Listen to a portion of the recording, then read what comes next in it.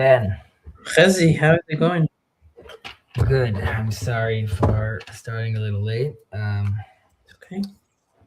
Coming back from uh, different different errands. I'm sending you the transcript or the transcript review from last week. How have you been doing, sir? I've been good. Good. Things have been good. Family is good, healthy. Um, no complaints. What about you? Also, family, thank God, doing well. Um, no complaints. Some complaints, but But I not won't. not not vocally, like not. Yeah, yeah.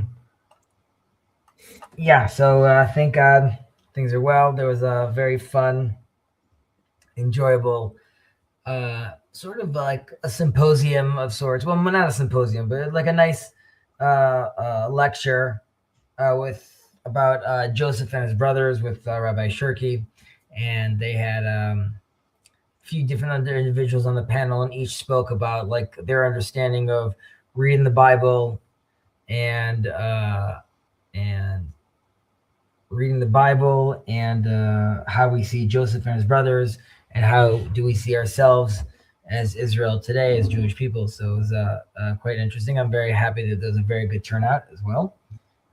So I'm glad about that. What was the occasion for talking for that and for specifically talking about Joseph and his brothers?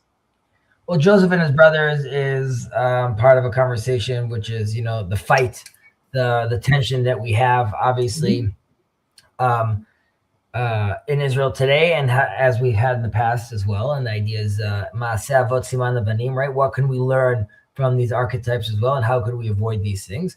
And then you had an ultra-Orthodox, a religious Zionist, Rav Shirky. You had a secular rabbi. That's what he's called. And there was another guy named Nathaniel Ellinson, who's a Tanakh teacher, very, very interesting person. You might also enjoy his channel as well, Tanakh Israeli, very, very popular. Anyways, each one of them spoke and gave like their different perspectives of how they see these things. And the occasion was Rabbi Shirky more and more has been, also with promoting on social media, more creating his channel, more of like a brand in a certain sense. Not that he's thinking about that, but the people around him very much want that for him. And that platform has been growing. And this was one of the occasions that they're doing as he discusses the Bible, and he wanted to bring these different voices out there for people to have this discussion. Sorry, I was setting up StreamYards in the back. What about Rabbi Shirky? It's too late. Okay. I was saying we were at I was at some event of his about Bible centered, Israel culture centered, and it was just very, very enjoyable. That's wonderful, and I know Rabbi Shirky is big with the Noahide movement. Yeah, is he? I posted on the group that there's going to be the Congress in November, and there's a whole. I mean, you can find the information over there. Which is it really is fantastic what's going on. Out of curiosity, is he affiliated with the religious Zionist camp? I know what affiliated means. As in, like, does he consider himself like a religious Zionist? Yeah, he for sure sees himself as a religious Zionist. I don't see if he would see himself in. I don't say he sees himself. Let's say again, how politically that's seen as, let's say, Ben Gvir or Smotrich. I'm sure. Well, of course not. However, they would probably speak very highly of him. No, I mean more like someone like. Do you know who Yoram Hazony is? Yeah, Yoram Hazony, sure. Yeah, so I would say there might be similarities there because I know Hazony is he's an Israeli, right? He's an Israeli and American dual citizenship. But we digress. Let's Okay, jump. yeah, let's get started. Let's May I read? I'm sorry? May I read? I'm sure you could read. Yeah, by the way, Dawn, while I am going on vacation in a few weeks, this is regular attire, right? Why can't we have just fabulous colors? And hopefully, Claire, I hope you're doing well. We'll get into what is righteous, who is righteous, a little. And yes, it's unfortunate that he does not speak English, but I do my best to, on his behalf, to explain some of his ideas. Okay, take it away. Okay. Last week's class review, Birkat Haminim. We explored the history and meaning of Birkat Haminim, the blessing added to the Amidah against heresy and destructive ideological forces. Unlike the original blessings established by On Sheikh a lot of the men of the Great Assembly. This blessing was added later by Rabban Gamliel and formulated by Shmuel Hakatan during the 2nd century CE. The Gemara's discussion shows that Hazal understood future spiritual crises would emerge, and the structure of prayer was designed to respond to those historical challenges. Right, we spoke how the rabbi walked in and said, like, who here knows how to do this? The idea is like this was something that the example we gave was like on the Excel sheet, right? There's an open tab, so to speak, which is like they always knew that they could do this. The problem was to find the right person to do that, which we'll touch upon. We discussed who the original Minim were, primarily the early Jewish Christian sect. At first, they still lived fully within Jewish society. They attended the temple, prayed in synagogues, wore tefillin, and participated in Jewish communal life. So this actually reminds me, I was watching a lecture by Rabbi Skobach, and what he was saying was that basically the early Christians would not recognize like a modern day Baptist who's a Trinitarian and eats pork and all that because they were Jewish, right?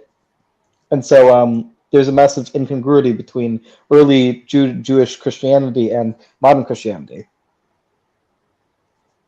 One more time? So Skobach was mentioning that early Jewish Christians would not recognize modern Jewish Christians who are like Baptist Trinitarians who eat pork. For sure. Obviously, yes. Yeah.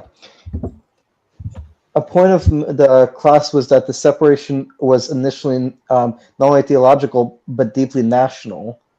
The uniqueness of Israel as a covenantal nation began to dissolve. The ideology of there is neither Jew nor Greek weakened Jewish national identity.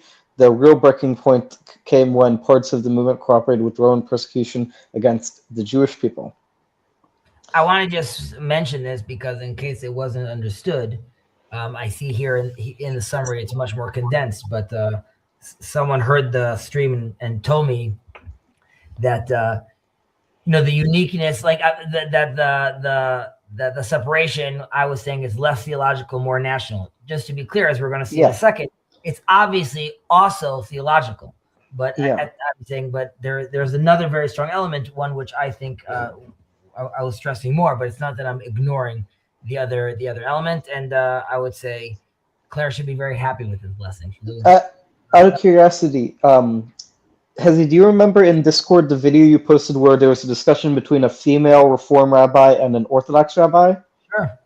So in that, he mentions Wittgenstein's point about private language, and what he connects this is the idea that it's one thing for you to have your own personal faith or personal practice, but when you're talking about communal institutions, you have to abide by the public rules or the public forms of life, as Wittgenstein would say. And this is kind of what Christianity broke off from Judaism, is that they sort of left the form of life. Yeah, there's things like that could be said about the Reform movement as well. Yeah, although I would say it's a little bit more explicit in the case of Christianity. Look at that. Claire, you and I, in Hebrew, would say Baruch Shekivanti. It's a good thing that, great minds think alike. Okay, take it away. We then explored the deeper theological issue behind the blessing. Birkat Haminim protects the principle of Yehud Hashem, the absolute unity of Hashem. The ninth blessing corresponds to? Echad, what is this? Hashem Echad. Hashem Echad. Heresy was understood as damaging the concept of divine unity itself. Using the Maharal, we connect this idea to creation itself. The world was created through 10 utterances. The first utterance, Bereshit, is hidden. It represents the inner unity behind all existence. Right, we said Birkat, 9 above and 9 below. That gives us the 18, right? yes. Birkat HaMinim responds to ideologies that fractured at hidden unity. Yeah, I mean, this is very similar to just the idea of non-dualism and the idea that all is one, right? A central tenet of Jewish faith. We also traced the gradual development of Christianity from an internal Jewish movement to a separate theological system, including the belief that God had abandoned Israel after the destruction of the temple. So this is a little bit complicated because it's not necessarily that Christians believe God abandoned Israel; they believe they are Israel. Again, last one. Christians don't believe God abandoned Israel; they believe Christians are Israel. Well, both. No, I'm saying I know Christians who say God still has a covenant with Israel. It's just that the Christian church is Israel. Right. Yeah. We also as an important theme was that this blessing is rooted in not in personal hatred. Normally, Judaism teaches let sin cease, not sinners. But in moments of existential spiritual danger, the removal of destructive influence became necessary. We discussed Just to also mention over here again that we obviously realize we're going through a summary, and even the hour class we did doesn't cover. It's still certain generalizations, and we understand that there's differences and different nuances within the Christian communities out there. So try not to take any offense. Go on. We discussed the practical and social role of the blessing. It created a clear distinction within the synagogue life. A heretic could not comfortably recite or affirm a blessing. This eventually forced separation between communities. Rav Kook's definition of a min was especially important. A min is someone who actively and intentionally opposes Israel, not someone who is merely uninformed or struggling spiritually. We concluded with why Shmuel HaKatan was uniquely chosen to formulate this blessing. He was known for teaching, when your enemy falls, do not rejoice. Right. So I want to just mention over here again that Rav Kook doing that is allowing us to lessen the intensity of this blessing, right? Because then not everyone is categorized as a min. Now the Shmuel Katan reference over here is just like, if we're going to now spiritual, because remember we were saying that the men of the Great Assembly filled the blessings with this prophetic power and this deep insight of who they were. Now, if Shmuel Katan is going to do this, if Shmuel the Little is going to do this, right? And we spoke about this, Ben, when we did Ethics of the Father, right? Hu haya omer, Shmuel Katan haya omer. Like when we mentioned these things, that these sayings are what these sages were known for, right? They embody this thing. So we know that this man, when your enemy falls, do not rejoice. We knew he's not filled with hatred. Yeah, and another point I would add here is this point about the difference between someone who intentionally is sins versus not. It kind of reminds me of Freud's point about the id, this ego, and the superego, where the superego represents Torah. The superego is the call of Hashem, and so if you as long as you aren't following your id without having that superego to keep you in line, that's one thing. But if you completely get rid of the superego in a sense that you completely reject the idea of a higher moral authority and the unity of God, then you're basically completely out of the fold. Does that make sense? Generally, yeah. Okay. When your only enemy, someone. Oh, only someone completely free of personal hatred could compose a prayer dealing with the destruction of evil, had some inkling of prophetic insight. Finally, we connected the blessing to redemption and the return of Israel. Heresy claimed that God had abandoned his people. Jewish history and the return of Israel reveal the opposite, that the Shekhinah never truly departed. Wait, truly departed. Wait, does it say truly or never truly departed? Oh, never truly departed. All right, fantastic. So that was a nice quick reminder of where we were and now where we're heading. We're heading to the righteous. And because Claire is also asking questions about, we'll discuss we'll do a little background of like, what is the tzaddik? Who is the tzaddik? Again, you could do a whole series on who someone righteous is, but we could speak about it a little. Do you want to open up the blessing? I do. Yeah. What is this going on over here? Even the most moronic where the problem is that Jews have not dared to ram home that point. I don't know. I think like Jews do mention that often. We got in trouble for that for one of our silly soldiers doing that to a statue 2 weeks ago. Right? He was trying to ram that point home. Okay. Go ahead, Ben. Okay.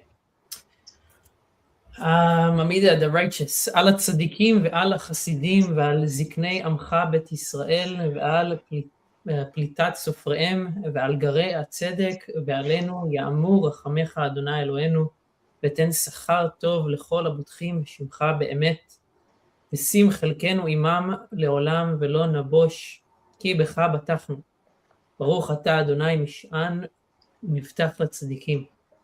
May I? Sure. May your mercy be aroused, Hashem our God, upon the righteous, upon the pious, upon the elders of your people Israel, upon the remnant of their scholars, upon the true proselytes, and upon us.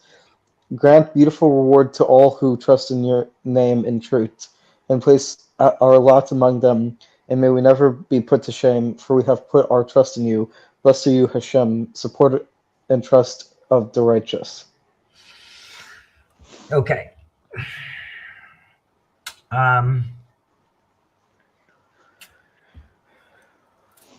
It's also, again, it's important to remember every time we get into these blessings is that what we're going to speak about right now is, and again, these are from the teachings and of my rabbis and from what I've learned in the past, but the idea is that these are deep insights that are inside these blessings, right? They're condensed inside the blessing right now. So if I expand a little, bear with me.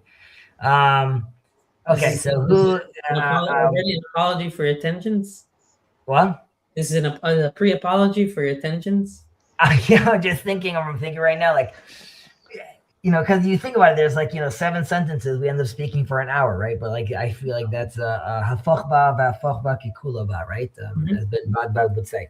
So Claire asked us, rightfully so, who is this righteous dude, right? And really this is a very deep, maybe I say it about each one of the blessings is very, very deep, right? On the surface, it does really seem like we're talking about just praying on behalf of these, righteous individuals and these scholars and the Gerim, the converts. But really beneath the surface, there's something more that's going on over here. And first we would say, why are we even praying for the righteous people, right? Because usually who would we be praying for? Kirk, who do you think we usually are praying for? I don't know. Who? The weak, poor, the widow, the sick, the people that are needy, some people that have sinned, right? They're asking for things, right? So why is the righteous person, why is he needing a blessing over here, right? And why are they requiring this protection? So that's really the first question we have to ask when even looking at this blessing. And this is because the tzaddik, right?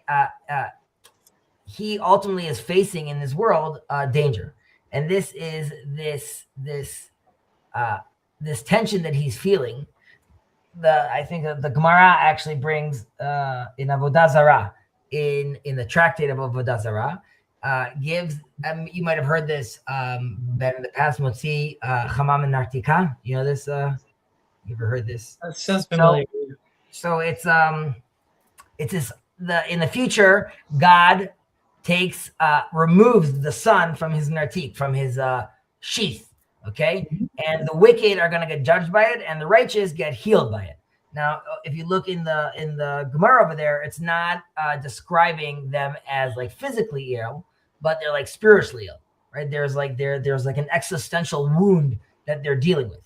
And this is because the tzaddik, the righteous, is really living according to truths that in this world don't actually fully reveal themselves, right? Because the righteous, the tzaddik, he is believing that morality should govern reality ultimately, and he wants truth is obvious to him when he's looking around. Think of the story of Shimon Bar Yochai, right? Coming out of the cave, burning everyone, right? So he is, that's din, right? Justice needs to have its place in the world. But and we saw this about when we were talking about the Dayanim. Also, in our world, though, just like we're not meeting God in justice, right? So too, we see that the world is not really working according to how the tzaddik, the righteous person, would want. In our world, we have obviously power and abuse of power, and we have the political force, and we have our historical process. There's a lot of other stuff going on, obviously. And this creates like a big tension or a contradiction even between the tzaddik, right? That he's like inward, and then like outwardly how the world is actually being like displayed, right? So this is a tension that the tzaddik already has that he needs some protection from. Now, let me just also explain a little more on this Gemara idea of the sun coming out of the nartik, coming out of the sheath, right? So it's very central. Like, what does it mean that the sun is inside our nartik, that it's hidden, right? It's letting us know that truth, the sun, exists, right? But it's actually being concealed, right? So the world is actually hiding. Like, it's the divine providence, we don't see it clearly. And spiritual meaning of things, it's hard for us to find. And, the ultimate justice that we're going to want for the world also, we don't see these things so clearly. We could also see this even in the promise, I won't even go down there, but we don't see these things in the day-to-day. And the tzaddik, he is perceiving this fragmented truth, so to speak. And for him, he's dealing with this contradiction. Now, obviously, in the future, the Gemara is letting us know that this is going to be removed, right? The truth is going to become visible, and then morality and reality could actually unite, right? So this is this tension that tzaddik is living in. Thoughts, questions? So this tension is what we are praying for the tzaddik to be able to resolve, or? Yeah, that's going to be, that's at least where I'm going to try to take us tonight, saying sort of that's the same thing, because we're again, the blessing is for this righteous person that in theory he should be saved. Yeah. Right? So I'm saying there's more to this in this blessing. So part of it is this tension that he's already feeling because he's looking at the world in one way, and it's not up to, in a certain sense, it's not up to his standards, like we were saying. Now, the Maharal, the great Maharal of Prague, he also gives us a deep teaching, I believe, with regards to why are these tzaddikim so vulnerable as well. That also he goes through, like, I believe, like a similar line of thought, which is that like they're above nature in a certain sense, right? Nature is like resisting. We talked about this also. The temple is like an 8th-day creation in a 7th-day world. So too the tzaddik. He is like morally and spiritually, he's like living in this one place, but the world has sort of sending out antibodies at this person as well, right? Like holiness, or like this standard, right? Like it creates actually vulnerability. You could even say that in the war, right? The double standard that people are talking about in Israel all the time about like Gaza, like how are they saying that we're butchering when we're sending out the leaflets and we're doing things, and then the world's holding us to a higher standard. When you present yourself in a certain way, right, that holiness is creating now you being vulnerable to people now demanding more from you, right? And the world demanding more from you. Yeah, I understand that. And it's interesting, obviously. I'm also curious because the way that you describe it, tzaddik here, the way that the definition we're playing with sounds very... Obviously, there's some contrast here, ala tzaddikim v'ala chasidim, so it's being contrast, righteous and pious. So we already know there's two things here. But also, the way you describe tzaddikim, righteous, sounds a lot like Nevi'im, or prophets, like a Navi. You're saying being able to perceive the truth, even though it's concealed, and being vulnerable. That's a fair point. I hear what you're saying. So I would say that, not obviously, I would say I should clarify that the truth there, by the way, I would say probably one of the prerequisites for a Navi is that he would be a tzaddik, right? So you could say that not all tzaddikim, not all righteous people are prophets, but all prophets are righteous people. Right. And you could also say that the righteous, right, have whether it's Ruach HaKodesh, or they are moving towards that direction, and the true tzaddik is clearly looking at the world differently than we are.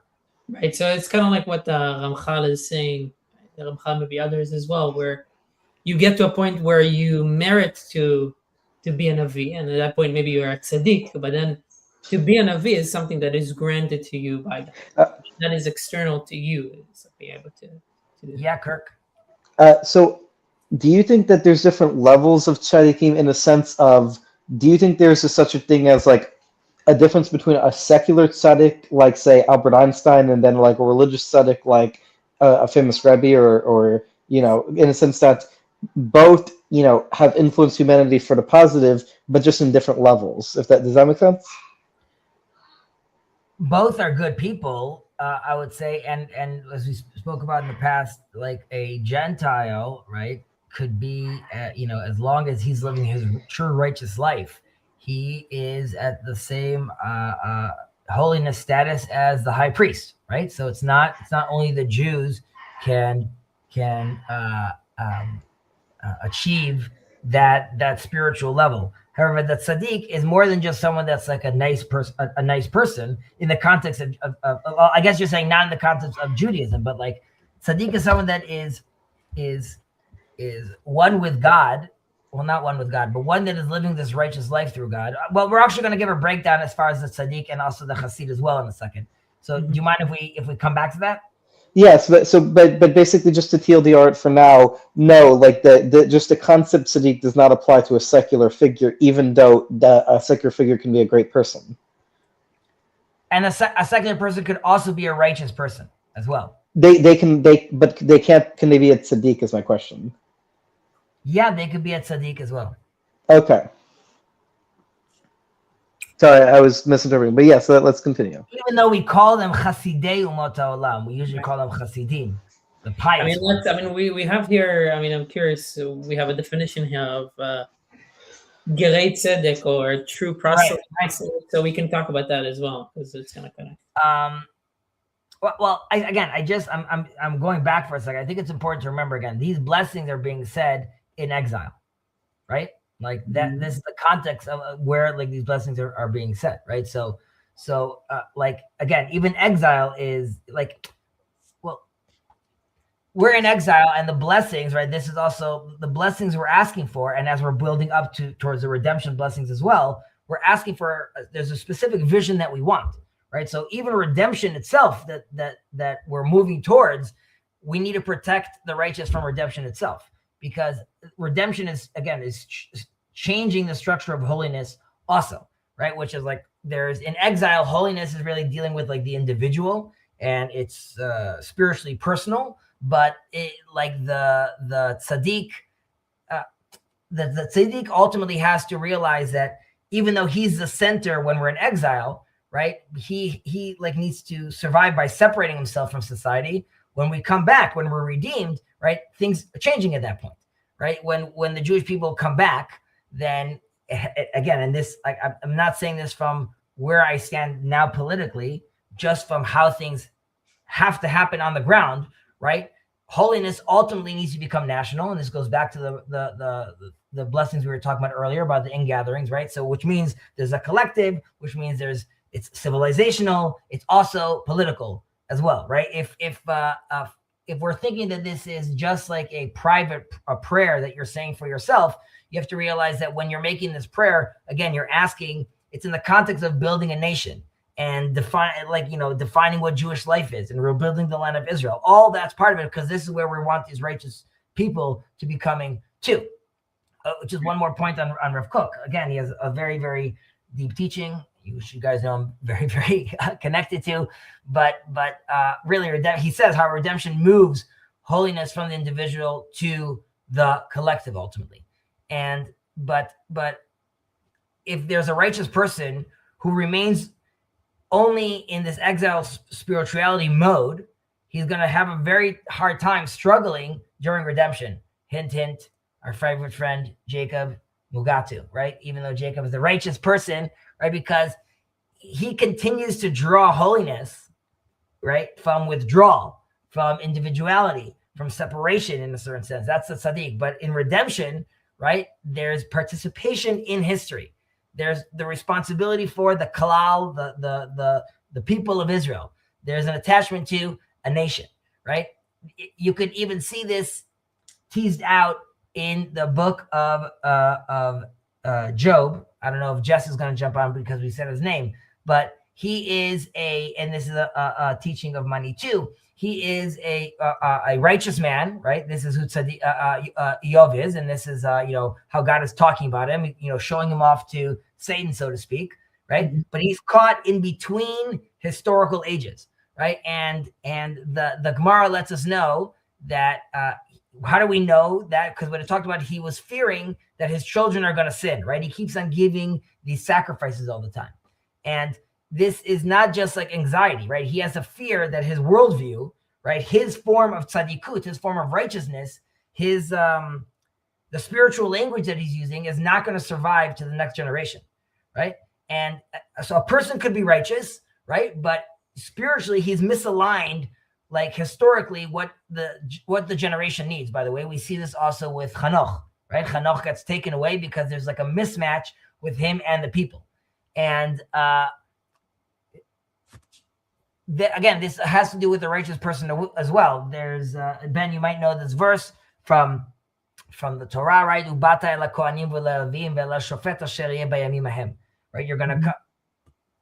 Asher yeh bayamim ahem. Yes. So you're gonna come to the judge or the Levite or the priest that you have in those days. And Rashi over there explains that when it talks about like the judges, you only have the judges of your time, and it's not only the judges that are alive in your generation, right? Like as in by necessity, but it's also, he says, the idea that the judges are who understands the generation, right? Like the people that are touching grass, that are relevant, they're with the vibe, so to speak. Mm-hmm. Okay. Like it doesn't matter that someone's alive, but if he's still in exile mentality, how is he actually going to help me, move forward, through this? Yeah. Now, and by the way, the Zohar also talks about these ideas, how we have to pray for the tzaddikim, because when Mashiach comes, they're also going to have a hard time. But let's talk about the tzaddik and chassid. So for all intents and purposes, because maybe I should have done this to begin with, we should like frame it like who the differences between them are. The tzaddik is someone that is doing what he's obligated to do, and he is seeking holiness. And maybe that would be more the chassid. The tzaddik is fulfilling what's required of him. He is avoiding doing evil, and he's following the law. That's what required from the tzaddik. Again, you could use tzaddik in stories that you've heard as a child of the tzaddik, or the tzaddik, like, there's different stories, but there's a tzaddik, someone doing these things. Then there's a chassid, right? A chassid would be someone that's going beyond what he's obligated to do, and he is seeking actually something that's higher than like the regular holiness and extra levels of devotion, right? Like, let's say, so the Assyrians, so to speak, there's ideas that like the people called the Hasid in the Talmud period were also known as Assyrian, right? They're taking on extra restrictions, taking on a vow of the Nazarite vow would be an act, a Hasid act, so to speak. Okay, so however, the blessing over here, because we just explained a little about the righteous person, the blessing for the chassid, someone who could go a little overboard, right? We spoke about this in the past, Ben, about the foolish chassid shoteh, right? Someone that is, the Talmud gives a story. There's two different stories actually in the Talmud, but there's a baby drowning, and a guy has his phylacteries on, and, he doesn't want to jump in because like they might get wet.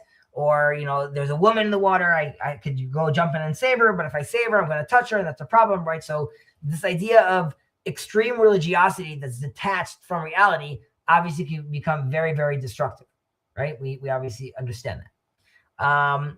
So I'm getting distracted for a second by these comments over here. I'm just going to look at this for 1 second. Jason, I'm happy you're here. Solomon died in idolater. Now, obviously, Solomon wasn't David, but he was extremely smart, and he was the king of peace, king of Jerusalem. Saying that he died in idolater is very difficult. I think is misleading. He died allowing for people to participate in shirk, in shituf, which was way ahead of its time and clearly way too complicated. And we weren't there yet as a society, but slowly and surely we could see a little more colors. No, we're not reading from the Quran. Maybe he was talking to her. Okay, they're talking between themselves. Okay, so actually I don't need to care about this because it seems they're talking. Okay, sorry. Yeah. Okay, so we defined tzaddikim, we defined chassidim. We right? defined tzaddik and we defined chassid. Oh, you're reminding me. Yeah, I'm just Okay, we defined chassidim and defined tzaddikim. Okay, so let's actually move on. So yeah, we have a lot of definitions here. We have where we're going through, right? There's a lot of people that are mentioned. Yeah, there's Ziknei Amcha Beit Yisrael. So who Ziknei Amcha Beit Yisrael Val Plitetza for him? By the way, there's Ziknei. There's a different version which says She'erit, which is like the remnant, so to speak. But even Ziknei, it's like sort of who the elders of who's left from here, so to speak. And we have to remember also that the way I was taught is that this is talking about, aside from a surface level, speaking about like the elders of Israel, right? The elders that we have. But when it's talking about She'erit, it's talking about the 10 tribes, right? We were a much larger group at a certain period. And again, when I talk about the 10 tribes, that makes sense in the context that this blessing is being said in the context of hoping for redemption, right? Because that's part of the blessing we're making over here, right? So because we lost these tribes, right? Now we were lost, and our whole Jewish identity turned into Jewish, right? From Judah, that's what it came into. But as you guys know, I believe that the state of Israel is the awakening of Ephraim coming back. And we spoke about how the religious Jews and the secular Jews parallel in certain ways, Judah and Ephraim. And this is also true historically speaking as well. If you look all the way back to even Jeroboam, much more open to make peace with the world outside, calling idol worshippers his brother, dealing with also economics. They were much more liberal, so to speak, than Judah inside the land of the Judean hills, which we're today. I'd also just mention that Isaiah also talks about this, obviously, that Ephraim le kaneli Yehuda, Ephraim won't be envious of Judah, and Judah won't oppress Ephraim. That everyone's gonna meet their place, right? Which is like the Ephraim will recognize the certain spirituality and tradition that Judah is bringing back with him. However, Judah also won't oppress Ephraim and realize that there's more than one color inside this 12 tribe flag going on. Yeah, what were you going to say, Kirk? I was just going to say, just to clarify, when you say liberal, do you mean liberal in the Milton Friedman sense of like classical liberal, or do you mean like liberal? Classic. Okay. Yeah, classic. Not what we're dealing with today. But like you mentioned, Ben, there's also the Gerim. There's a whole group over here, right? There's the Gerei Tzedek, and there's also, the Gerim, and there's Aleinu as well. How's it? I wonder, I can't remember right now if the other version is just Ger or is it also Gerei Tzedek. But just the concept of Ger, by the way, there's a Ger Toshav and there's a Ger Tzedek as well, right? These are different ideas, but the convert. Ger Tzedek, can you explain that? I don't think I know a clear definition. A Ger Tzedek is a Ger that ultimately fully becomes a convert, full convert. A Ger Toshav is a foreigner living amongst you, right? Someone that is accepting the 7 Noahide laws, someone that is living in the land of Israel and is accepting sort of the reality, the political reality of the land of Israel as well.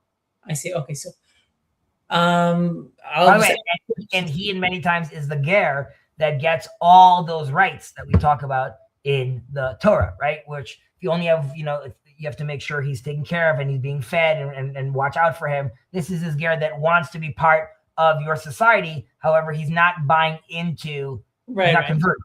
Yeah, they go to shop. Got it. Okay, so I mean, this maybe is related to my question in a sense, because I often get confused, and here is also a confusion in terms of I don't always understand why this is mentioned. The why the ger tzedek, why a convert is mentioned, Oh, especially if it says aleinu, if it says oh. for us. So it's like, why do we need at this point to mention the ger specifically? First of all, I love those questions. It makes me happy. It just makes me happy that like the intuitive, the challenging what already doesn't make sense, while clearly looking forward to understanding it even more. So it's a lot of fun. Job, I don't know if you should go back a little and hear what we were talking about. Job, talk about how he's a man who is, his anxiety is because he is a righteous man caught between two different ages. And you could see that with his sons and the kids sacrificing. Anyways, go back and wow, you really did summon him. That is impressive. Right, we got him. Okay. By the way, if I had to guess, I mentioned that, and then I would say Jason maybe sent him a message saying, "I get it. I got it. He just wrote it down over here. Jason told me exactly." But that's still considered summoned. It's the TLC doing its thing. But think about that, Jess. Right, the fact that he is sacrificing because he's nervous for his children, right? Because he's nervous that he can't teach them. They don't actually know either the righteous operating system, iOS, that I'm living. Either it's not relevant for my kids and I can't handle that's the tension I'm feeling, or I don't know how to pass that forward to them ultimately. But okay, so the Gerim, you asked a fantastic question. Why are we focusing about these converts?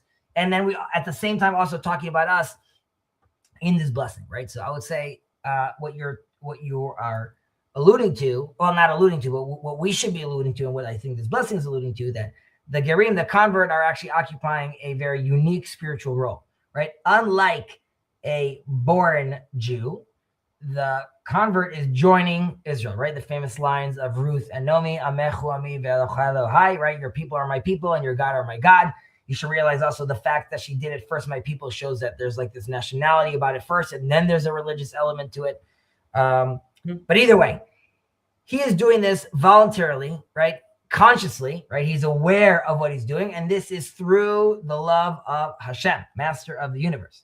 Now, the Rambam talks about how the Torah commands, he does a diuk over here.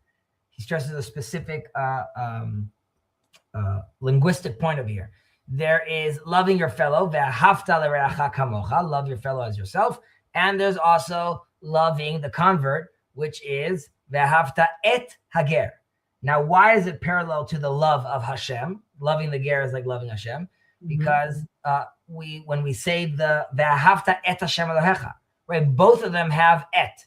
Yeah. When it's talking about your friend, that it doesn't have the et, because the convert, right, is attaching himself directly to Hashem, to the covenant. It's transcending truth in that sense, as in it's not built in this. It is going straight to the main event, and because it's going straight to the main event, there's a sense of it which there's like, we need to love him like we would love Hashem, because he automatically is loving Hashem, right? He's already closer in that sense. Now, the reason we says ala ger ve'aleinu, ger tzedek ve'aleinu. So there's one level like we just spoke about. The convert is very close to God. Can you tell me where does the Rambam talk about this? What about the ger and where he does his diuk? Yeah, is this he does this in?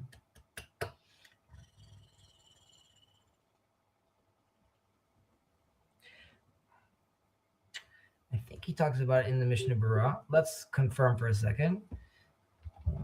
I have a book where it collects his writings on the Torah, so maybe I can look at that when it says that verse. Maybe it's there.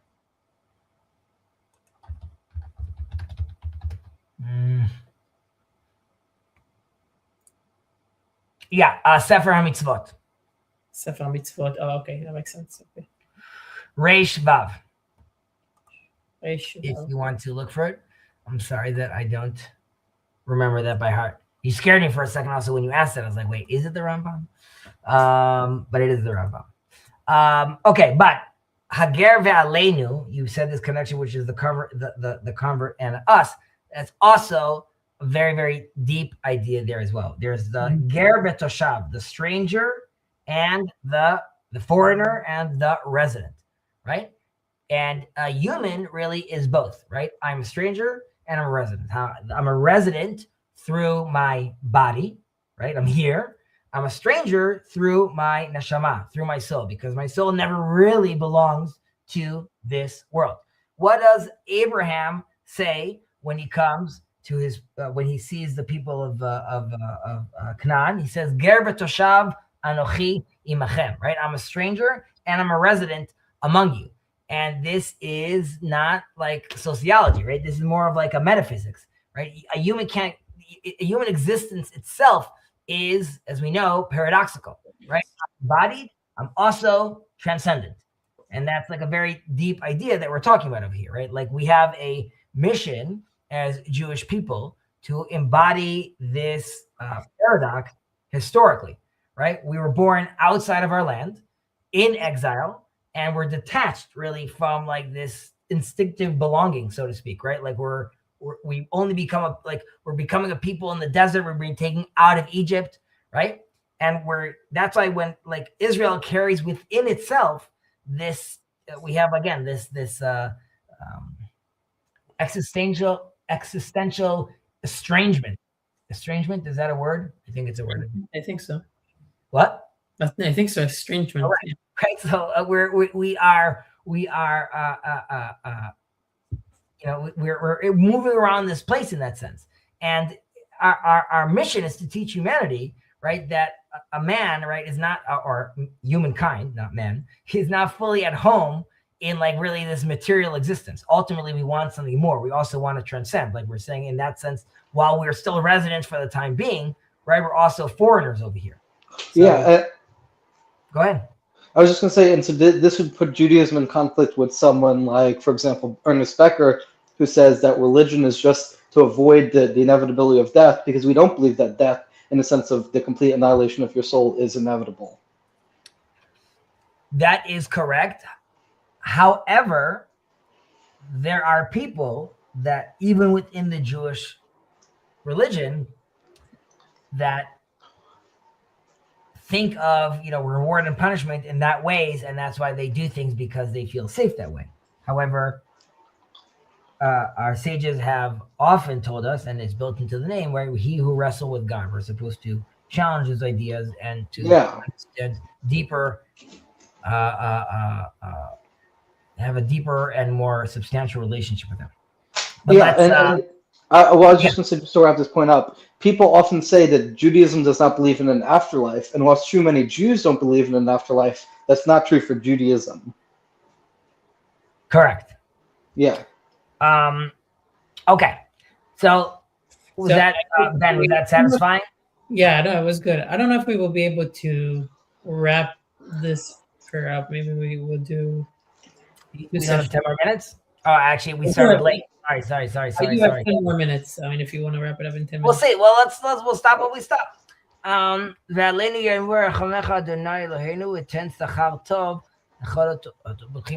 So obviously we want God to be merciful and want Hashem to, how does it say it over here? Reward us.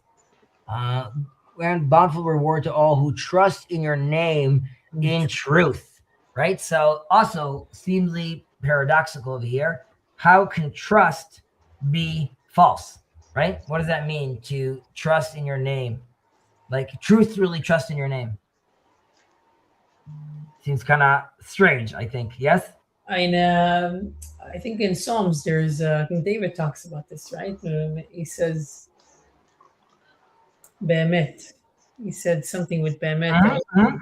Remember the verse. That's all I remember from the verse. Right. So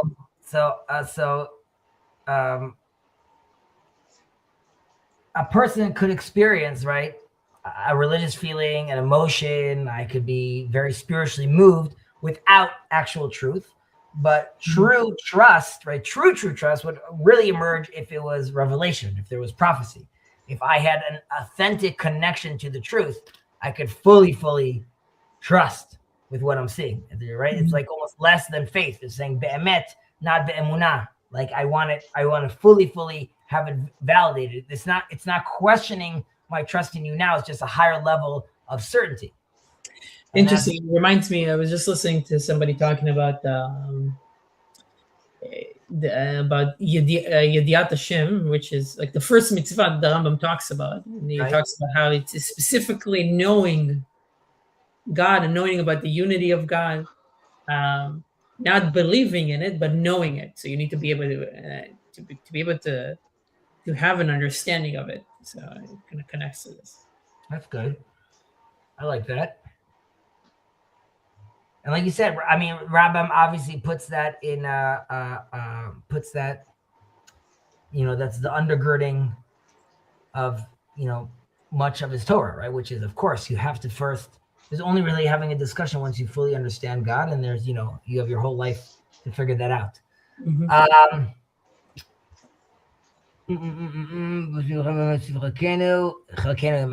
Right? Make us really be those people that really trust you. And so here too, why are we being embarrassed, so to say? What is this shame that the righteous are feeling, right? And again, we talked about this contradiction between morality and reality, right? Where like he has to deal with why are the wicked prospering, right? The famous idea of tzaddik v'ralo, right? Why does reality appear different than the moral standards we have, right? Going back to the question that Job was ultimately dealing with. Why is this tension? Why is this not making sense? And I would say the blessing is moving towards concluding with like an eventual hope, though, right? Which is, I hope that truth will be visible and that the sheath we were talking about with the sun is going to be removed, right? And reality will ultimately unite. And again, this blessing is not talking about, we spoke about, just not praying for good people. There's the central message over here is that wickedness is not the only spiritual danger, right? If righteousness is disconnected from Hashem, from the divine, also from the divine moment in history, right? That's also a problem.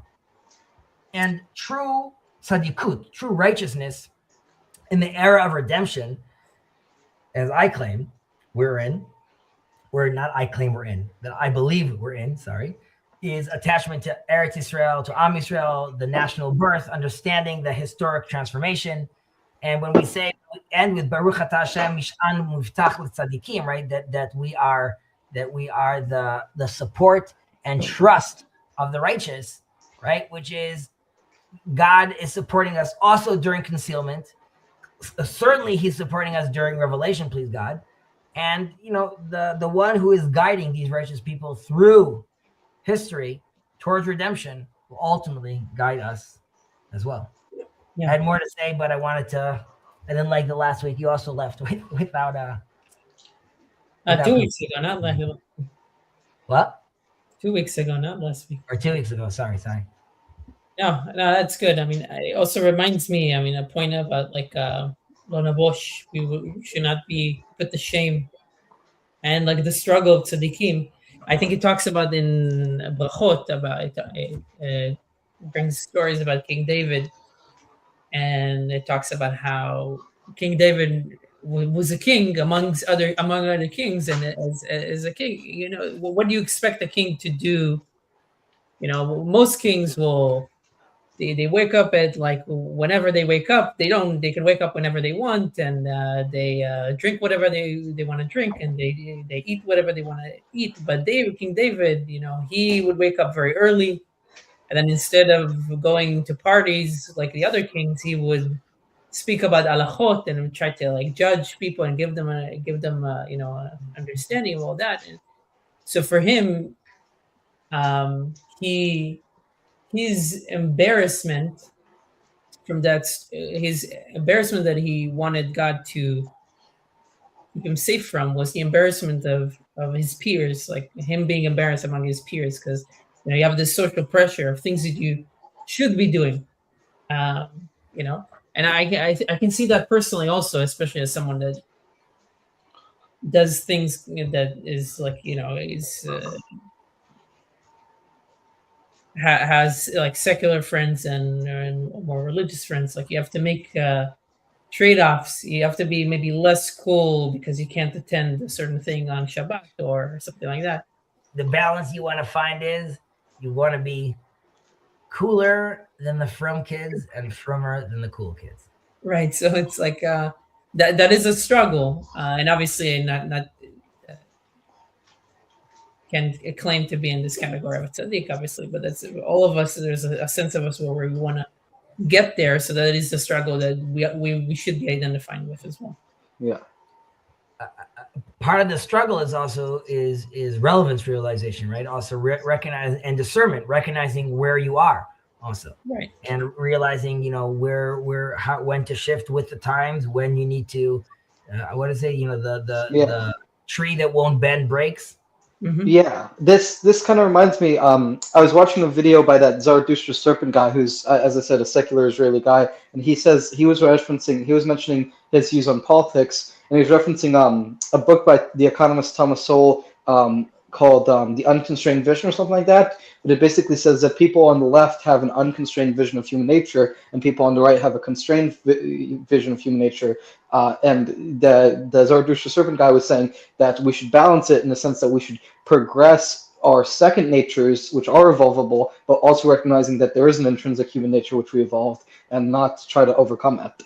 Well, God clearly says it's crouching at your door. You should overcome it. Well, no, in a sense that so we have a human nature. We can't get rid of the human nature, but we should try to tame our second nature. Tame your second nature and use it to elevate yourself, right? It's taking all earthly things, right? That is ultimately the battle between the behemoth and the Leviathan, and why the righteous sit and eat in the booth, the sukkah of the Leviathan skin, right? Chaos, nature can be tamed, and then the holy becomes the holy of holies.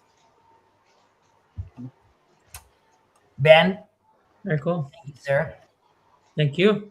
Appreciate it. Thank you. Discussion. Good week.